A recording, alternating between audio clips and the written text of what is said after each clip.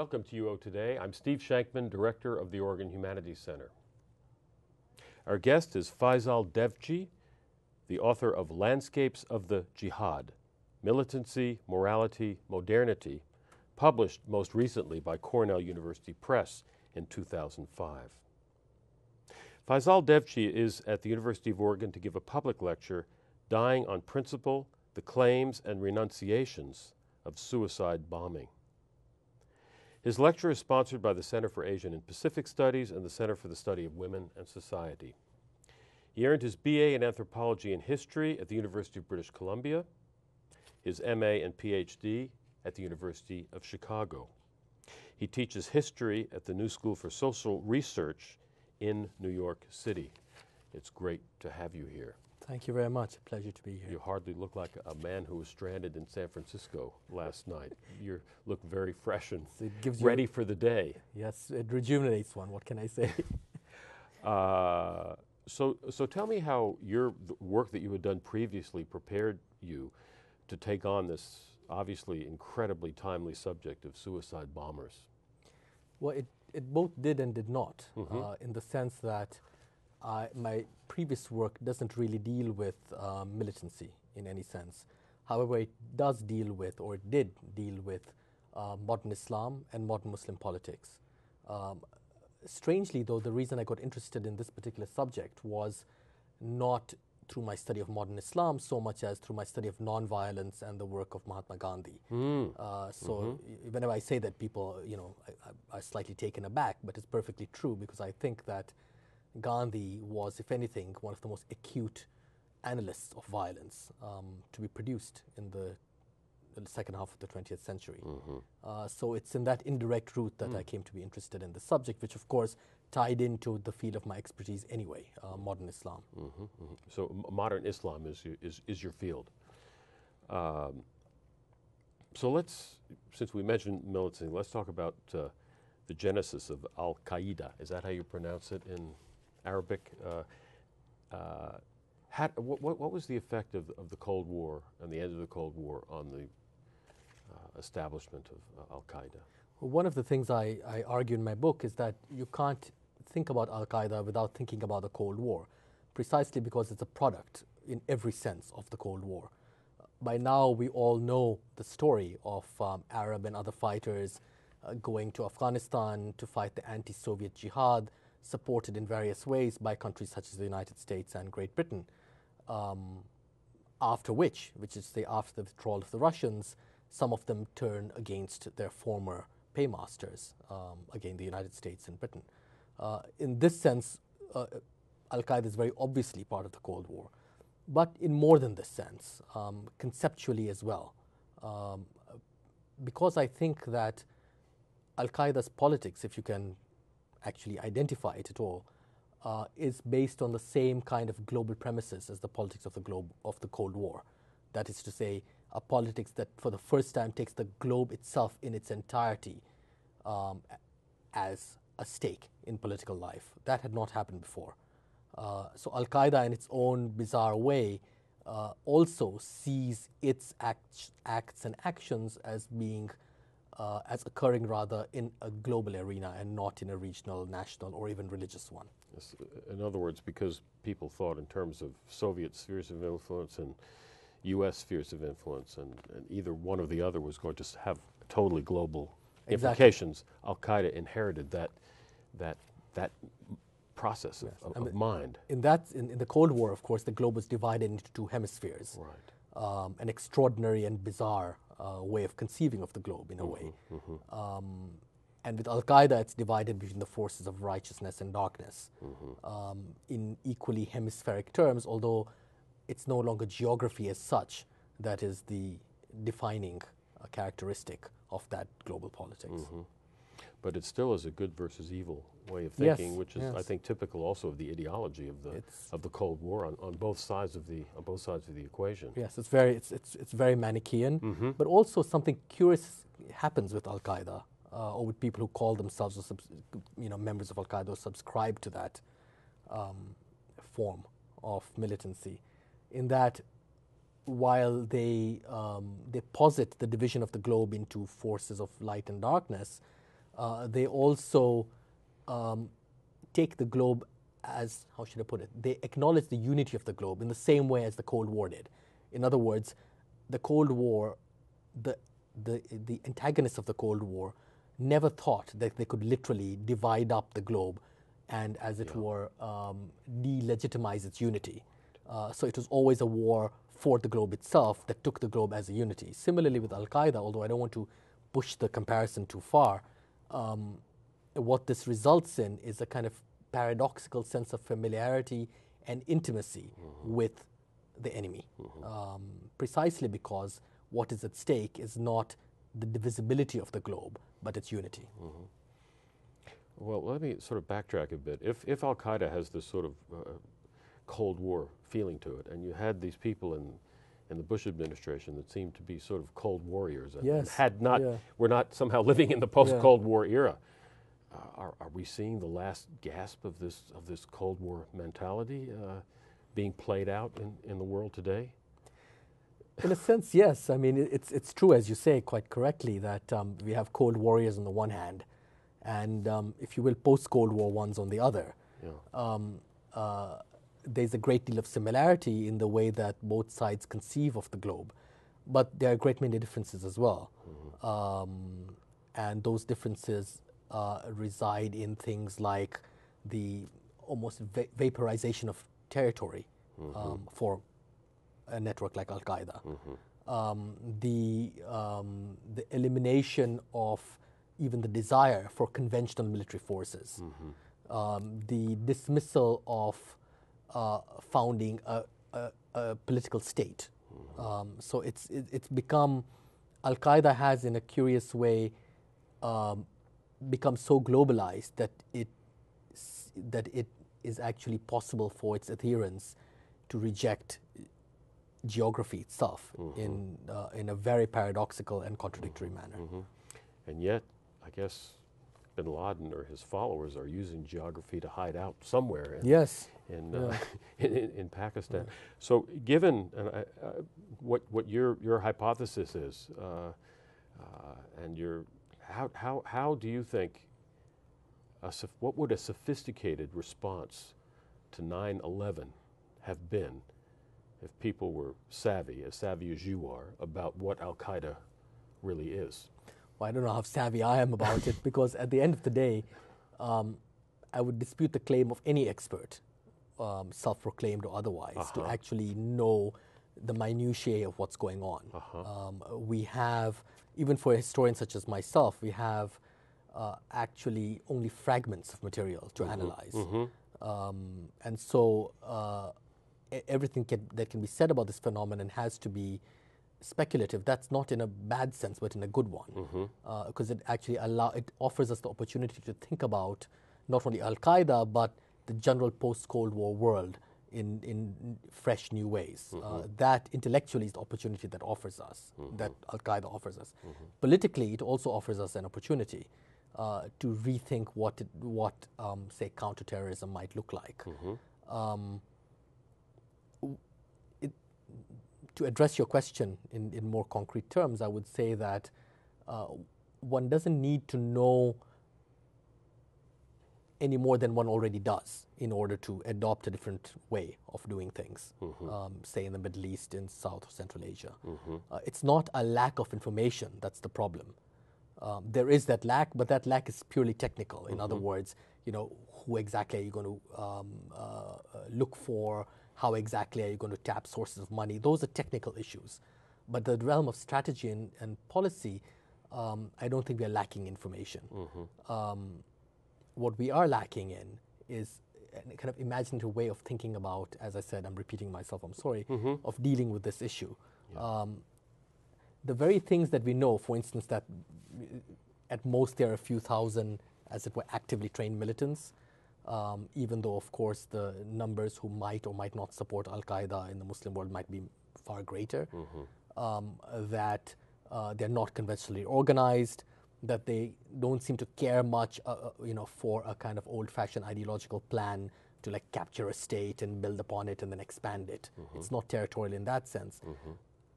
Those bits of and fragments of knowledge that we have about Al-Qaeda should allow us to address it in a less, how should I put it, conventionally militarized way.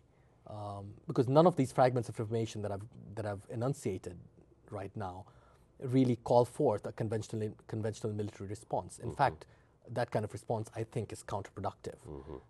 In many ways, you can see that Al-Qaeda's own effect on the Muslim world resides much more in a kind of spectacular mediated gesture or spectacular mediated gestures than they do in any sort of active politicking. The response correspondingly should launch itself in the same way. In other words, I'm suggesting that a spectacular media-informed kind of gesture, which is not merely symbolic, has far more possibilities within it than conventional deployments of force. As a way to persuade minds, or what would be the point of the spectacular display? And persuade minds in a sense, but not in the kind of not in the kind of winning hearts and minds kind of way. Because that is a much longer term project. Right. So what do you mean by spectacular? Simply because the argumentation of Al-Qaeda is not an argumentation that's actually an old-fashioned militant form of organization where you have pamphlets and people study Marx and Lenin, that sort of thing. Right. It's a form of argumentation that occurs entirely by way of media through spectacular gestures and acts. Right. Especially ones of sacrifice. Right. That, in a way, is a mode of argumentation, not necessarily one of winning hearts and minds. But how do you? But I thought you were referring to how do you combat that, and not necessarily in a literal sense. So what should those who don't agree with Al-Qaeda's aims and methods do, as opposed to pure military action? What would make sense? What would make sense is a number of gestures which are even, I would argue, and this might be just me being eccentric, that in a way the less rational the gestures are, the more effect they might have. In other words, if you look at a lot of Al-Qaeda types of actions, including militant, violent ones, they lack a degree of rationality insofar as a particular act of terror here or there is not going to actually bring any kind of grand utopia into sight. And everyone knows that. The people who perform these acts, the people who are victimized by them, and all those who look on. Those acts have a different kind of function. And I think one should learn from, if you will, what from a classical political position looks like an irrational function that these acts perform. Because these are gestures of argumentation which, especially in their sacrificial form,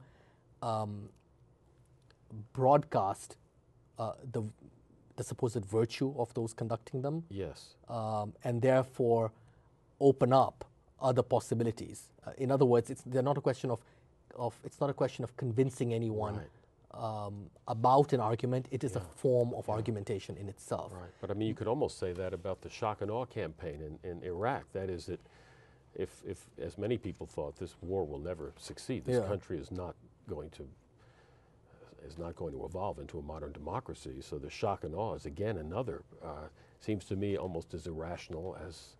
It is in its sense, in a sense, yes, of course. But on the other hand, it's perfectly rational in its everyday operations, and has an end in sight. But of course, if I might interrupt you for a moment, what I'm not suggesting, of course, is that one should dispense with all military or police action. That's not the point. The point is that existing structures of surveillance, police control, etc., are, I would argue, more than sufficient to deal with this. I see. Without being preemptively militaristic. Yes, I mean there might be other reasons for having a war, and there might be perfectly good reasons, but I don't think those are connected in any direct causal way with Al-Qaeda or militancy. But what about the positive gestures? What kind of positive gestures can be made on the other side to defang the appeal of Al-Qaeda to many? I mean, I think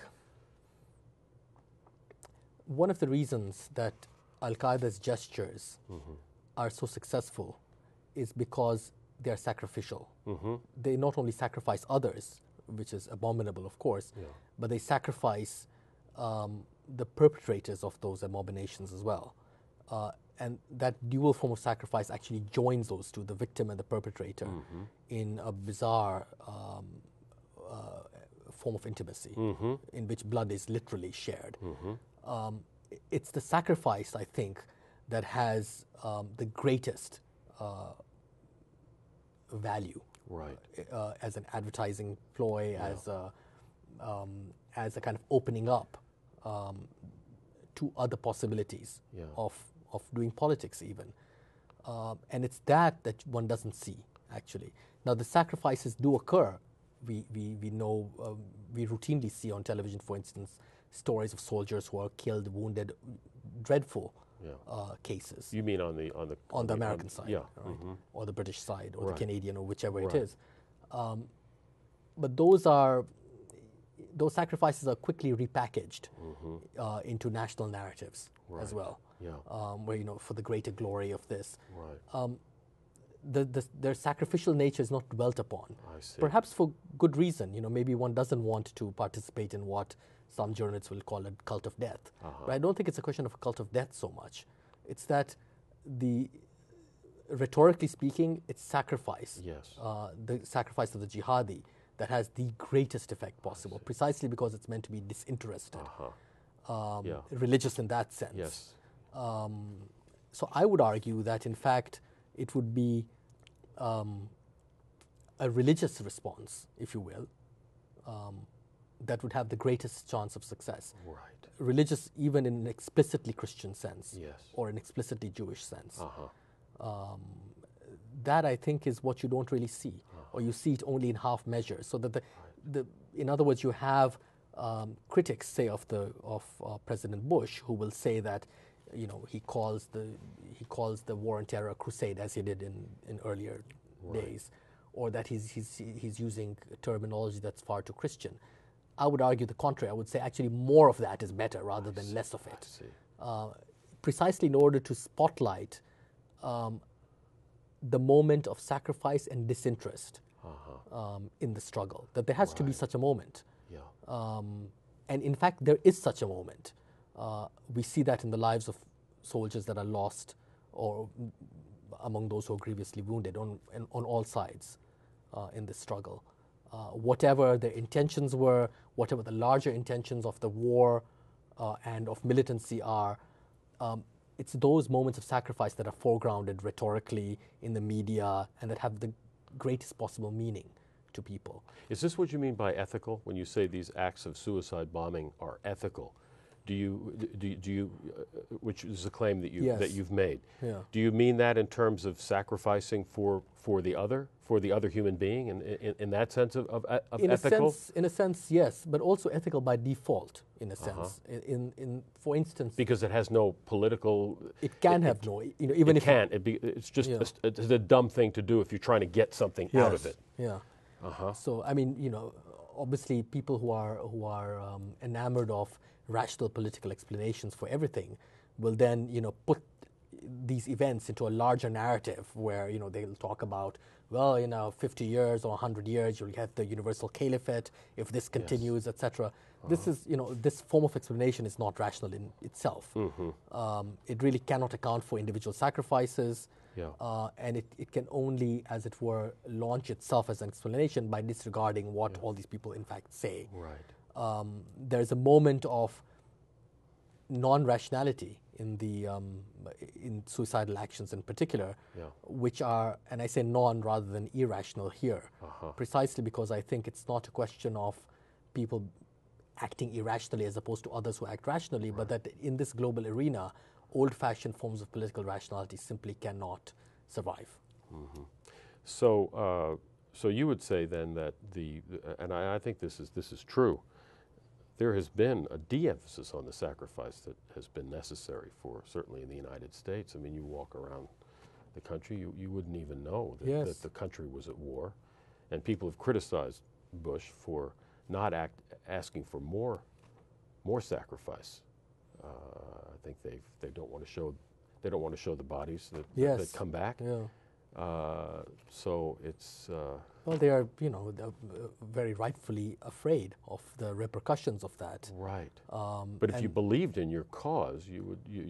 I mean, if we were fighting, the Nazis, I don't think people would be hiding the coffins, would they? No, they wouldn't. But I would also like to say that in everyday American life and in everyday life in the West, forms of sacrifice are actually quite common. Yes. I'm thinking not only of what people in families do for each other routinely. They don't necessarily have to go to the degree of sacrificing their lives, although they might, and they do, in fact. But also forms of sacrifice which are non-rational in the way that I've described Al-Qaeda actions. Right. The example that always appeals to me most is that of environmentalism. So the sacrificial element in an environmentalist, in a globally minded environmentalist everyday behavior, is marked. It's marked because you see this environmentalist, for instance, deciding to forego shrink wrap or try to minimize their carbon footprint and all these things. These individual forms of sacrificial behavior are ethical precisely because they cannot be translated into a political project. Right. In other words, the individual environmentalist knows very well that no matter how many others his or her example might inspire, that is really not going to be enough to stop global warming or do anything of the sort. Those acts, in other words, become ethical by default, precisely because the global arena in which they occur does not accommodate political rationality of the traditional sort, which was only possible within a world of nation states, regional combinations, etc., etc. But isn't it possible for a government to lead and to say it is necessary for people to put their own self-interest? They need to see that within a larger context. And you can call it sacrifice if you will, but it's also for the good of the country and for humanity. And of course, that's very much at odds with a lot that goes with the capitalist idea that you're going to have to get something for yourself out of this. So there seems to be a necessity to have a change in the mindset of the capitalist powers as to, in fact, even what the whole idea of self-interest means. In other words, it seems to me the notion of sacrifice probably needs to be brought back in a much bigger way. It does, but not in a lugubrious kind of cult of death way. I mean, I agree. Yeah, not in yeah, a cult yeah. not in a cult But of death way. the person who actually makes this argument well is Gandhi, whom I referred to earlier, who actually holds up the soldier as the ideal ethical actor. And you might think how bizarre for someone like Gandhi, the apostle of nonviolence, who disliked war in all its forms, to actually do this. But he had very good reasons for doing so. And his reasons were the following: that the soldier, compared to the doctor, the lawyer, or anyone else, for instance, actually puts his own life at risk in the prosecution of his duty. Therefore, that job cannot simply be a job. It has a kind of existential gravity to it that other jobs don't have. It's precisely not a job at its limits, in other words. And therefore, the soldier is the exemplar for Gandhi of the ethical or the possible or potentially ethical human being. Not all soldiers are ethical, obviously, but the profession of the soldier provides for Gandhi, in modern times, the example of disinterested ethical behavior, a behavior that is projected out of a sense of duty. But if you look at soldiers or army today, you see that, in fact, as you were saying about capitalism, the army itself has been made into a kind of consumer of commodities and a commodity in its own right. And almost a what do you call it? A mercenary. Almost exactly, a mercenary precisely because it's no longer a people's army. Yes. Once you do away with the draft after Vietnam, yes, you actually make soldiers. I'm speaking abstractly, of course. You make soldiers into customers and clients. Yes. You have to cater to them in certain ways. In some ways, in good ways as well, right? Obviously, you need to send in soldiers with the right amount of armor and all the rest. We have heard about all these conflicts in Iraq where people have not been provided with the right amount of body gear. armor. Yeah. Exactly. But that's not what I'm talking about. I'm talking about the fact that having been made into clients and consumers, the army, the soldiers in the U.S. Army need to be catered to as if they were clients and consumers. It's no longer a drafted army. It's no longer people's army. It doesn't necessarily look like America. It's drawn from various kinds of very particular social groups in this country increasingly. Yes. It offers chances of great mobility, but it certainly has a mercenary characteristic to it insofar as it can even offer citizenship to people who fight in the U.S. Army. I mean, there are instances of this in colonial armies in the past. The Gurkha regiment, which is used by the British to this day, has that kind of character to it as well. So a soldier in this kind of army is not necessarily the kind of soldier that Gandhi was talking about. Right. So to come back to Al-Qaeda and the so-called war on terror and some of the implications of your work for moving ahead into the future, the Bush administration after the attacks talked about they hate freedom, which I guess seems to be a sort of, again, a Cold War sort of rhetoric. And I'm wondering if you think this emphasis upon freedom, again, sort of reeks of, I mean, there's no responsibility. It's this idea of freedom. Again, the individual getting as much as he or she can get. But there's no notion of sacrifice. There's no notion of responsibility in that. It seems as though this argument that Bush has made is not persuading anybody about it. And I'm just wondering, I mean, is part of the problem in the so-called war of terror that there is no convincing narrative or grand narrative that people are trying to put this into. Somehow it doesn't, the narratives we've been offered don't make sense. So we need to create a new one if we're going to deal with the reality. I think you're quite correct. During the Cold War, for instance, whatever you might think of the anti-Soviet arguments, they had depth, they had profundity, they had scholarship on their side in many cases. There was an analysis of totalitarianism, of the idea of the total state, of all these things. We don't have much of that kind of scholarship or depth in the descriptions of Al-Qaeda or radical Islam in general. No.